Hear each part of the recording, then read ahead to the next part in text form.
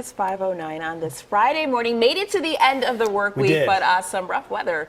Man, it has been a wild ride the last couple of days, and it looks like where Friday is going to just pick up right where everywhere else left off. Outside right now, you can barely make out that we're talking about Center City here on Neighborhood Network. The fog has set in, the rain, the mist is out there as well, and that's going to be something that continues through the morning commute.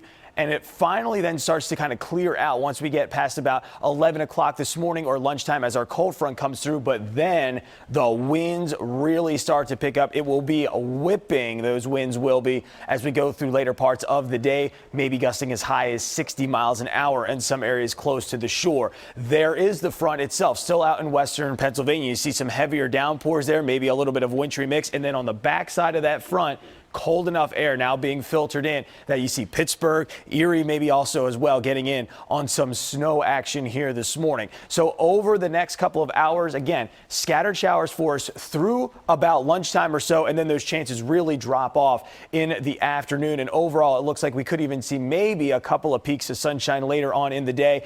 But yes, the winds really going to be very strong. These are our wind gusts around 11:30 this morning, 20 to 30 or so miles an hour in the I-95 corridor, even higher than that down towards the shore points. And we do have that high wind warning in place again until 8 o'clock tonight. So 56 degrees will be the high temperature, keeping it in the 40s then over the weekend. Sunday, we could even have a small chance for a little bit of rain snow mix.